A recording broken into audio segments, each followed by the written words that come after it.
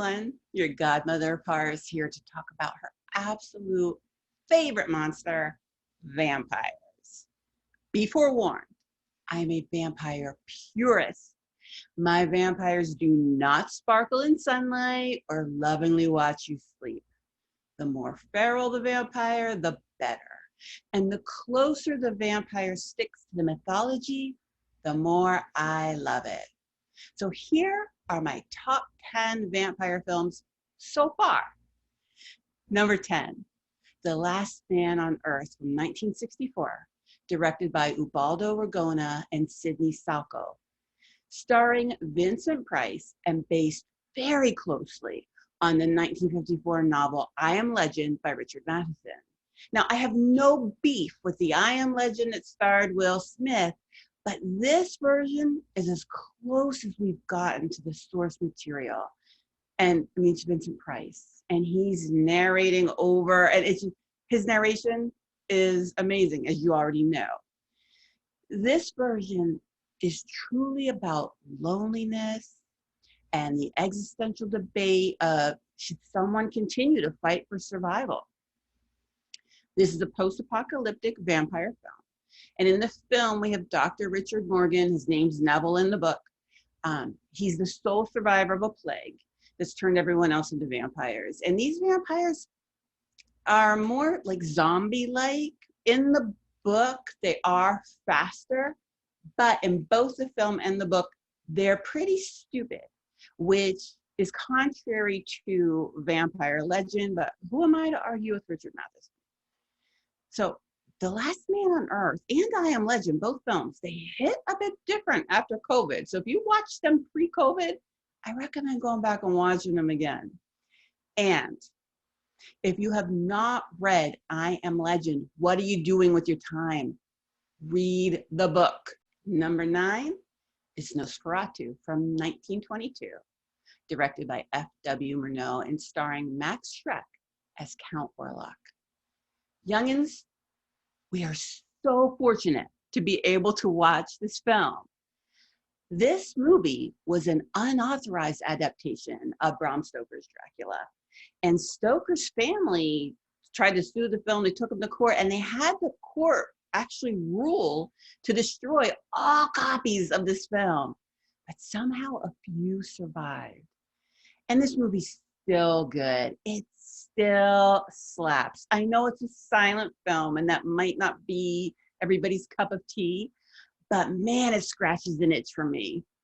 Max Schreck is so creepy and kind of cute, right? Surprisingly, I'm such a purist about these things, but I am excited about the Nosferatu with Bill Skarsgård as Count Orlok. He's my favorite Skarsgård. I mean, go ahead, load him up with makeup and prosthetics. He's still dreamy. Oddly, I have some issues with Robert Eggers' films and his visions. I really didn't catch that witch fever like everyone else did. And I wasn't a big fan of The Lighthouse, but I'm really hoping that the 2024 version of Nosferatu will end up on one of my lists in the future.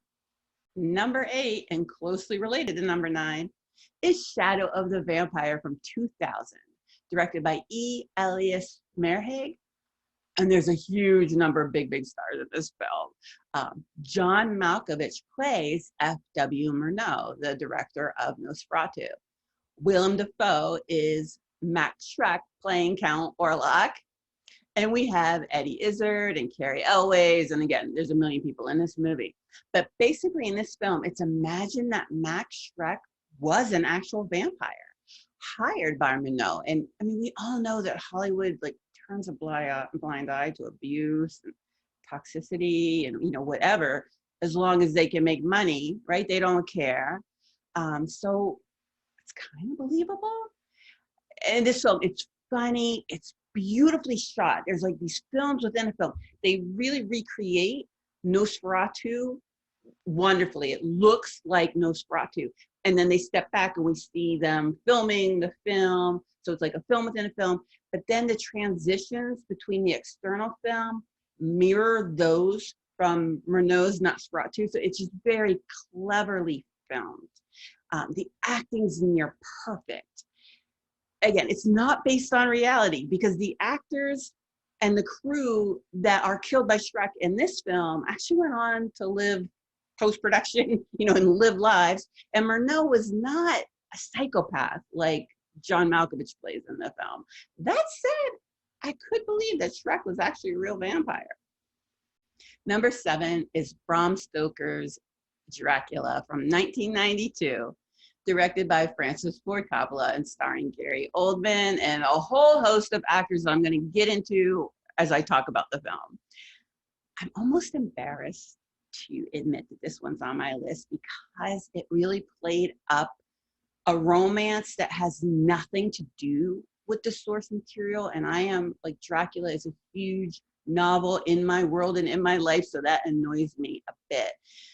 Winona Ryder is in the wrong movie. I don't know what she thinks she's doing, but she's kind of in a high school version of Romeo and Juliet. She's not Mina Harker. It's just, and we all know Keanu Reeves.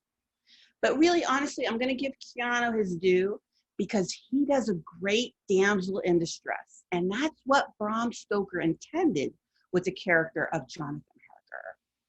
And I know this is unpopular, but Anthony Hopkins as Van Helsing needed to take a back seat. He was too much, too much. But the positives, I do love this film because it's, it's up here on my list, number 7. Let's start with the costumes. I adore the steampunk look.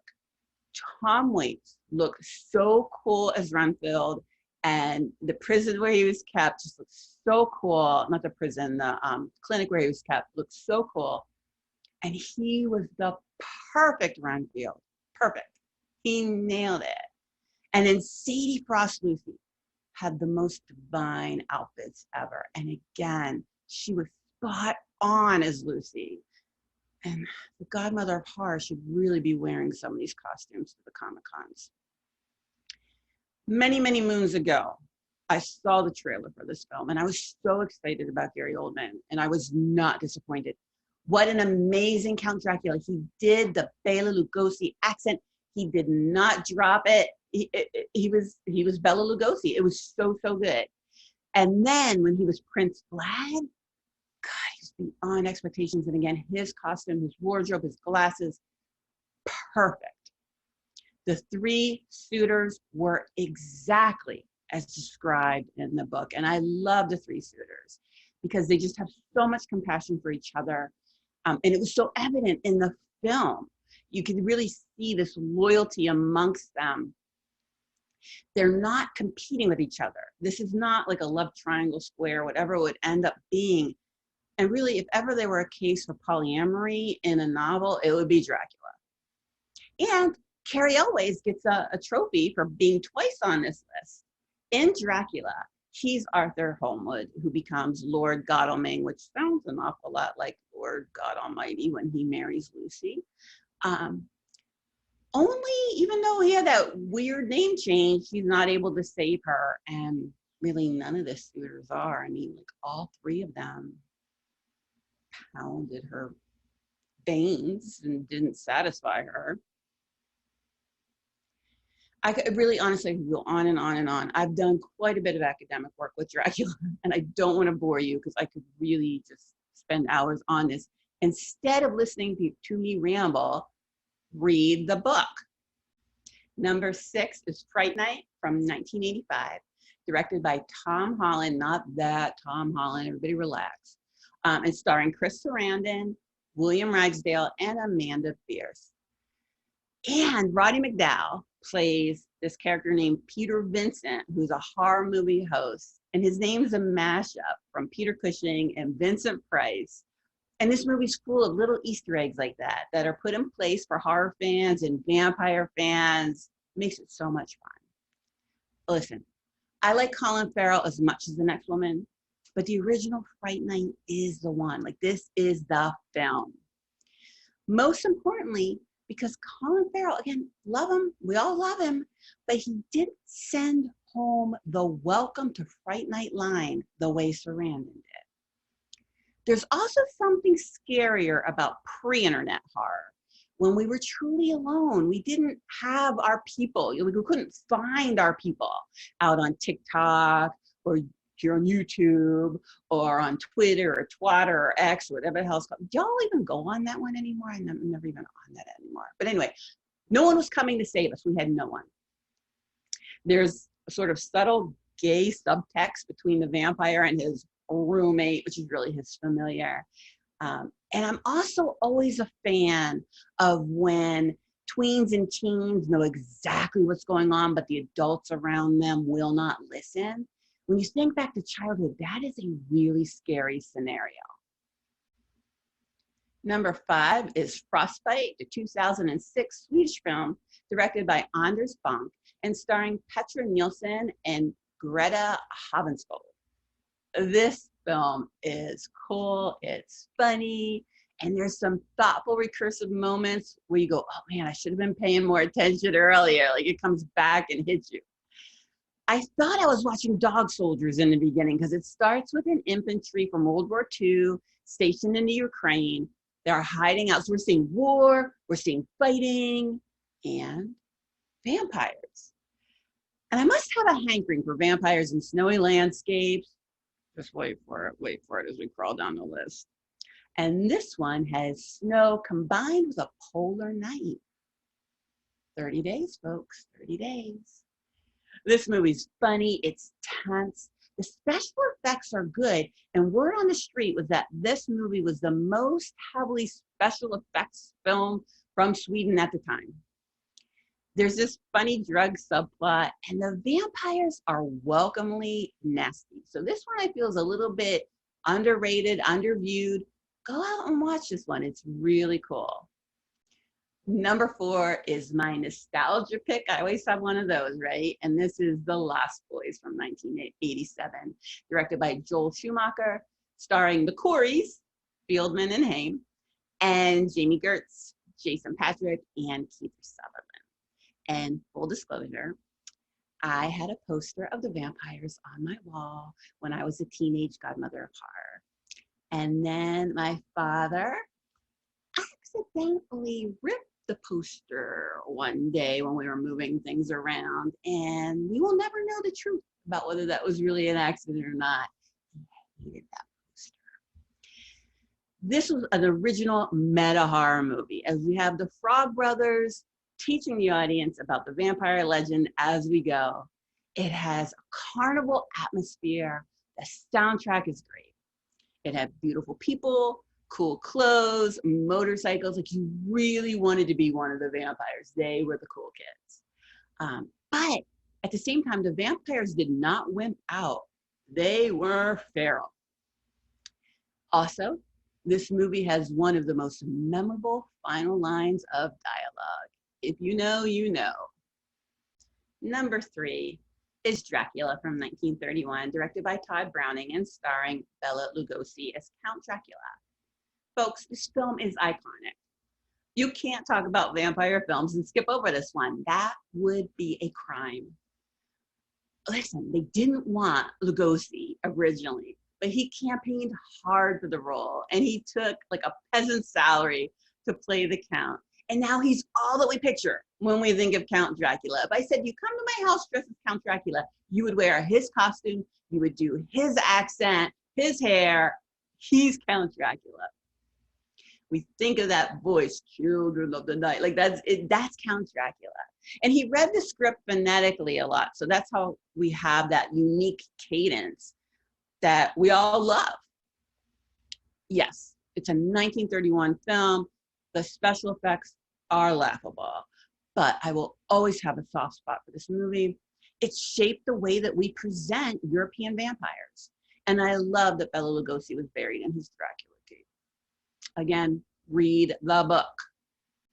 Number 2, and apologies in advance, is A Girl Walks Home Alone at Night from 2014. And I know I said I don't want to repeat any films, but I had to put this on. This was like, oh no, but at least I didn't shove the Transfiguration in here, and I really, really, really wanted to, but I had to do this one. But I promise I'm not going to bore you by going through it again, talking about the hijab. Yes, I am going to. Look at this job. Look at her. Look at her. Okay, anyway, you know I love this film. You know I love Sheila Bond. You know I love the cat and the music and the clothes and the atmosphere and everything about it. And you can go back and watch my top 10 films from women directors that I did just like 2 months ago, and you can see, you know, how I talked about it then. Number one, and I really believe this will always be my number one vampire film. It's been number one for so, so long. It's 30 Days of Night from 2007, directed by David Slade and starring my Josh Hartnett. And until I get that cease and desist letter from him, he will be my Josh Hartnett and Melissa George. I love the way this film looks. I love the way the vampires move and talk. And that little girl's so creepy, right? I love the snow. Listen, I lived in New England for nearly 30 years. I have PTSD from snow, so deep snow freaks me out no matter where you put that. I love how the vampires make it absolutely impossible for the humans. They cut off their communication, they cut off their power, they corner them. It's crazy. I love how tense this film is from beginning to end. It does not let up, it's relentless. I watch this yearly, and every single year I watch like this, even though I know exactly what's gonna happen. And you know what? I'm gonna just step back for a minute and I'm gonna do one final read the book for this one. Your eyeballs need to be on this graphic novel. Your eyeballs need to be full of this. It is exquisite. My favorite graphic novel ever. So thank you for watching. I know I got a little crazy there at the end, but I love 30 Days of Night. I love the graphic novel. I love the film. It gets me so excited. It gets me pumped every time. Thank you for watching my vampire films. I plan to do some found footage stuff next. And then as we creep into the fall, to celebrate my birthday, I'm going to do one of my favorite subgenres, home invasions.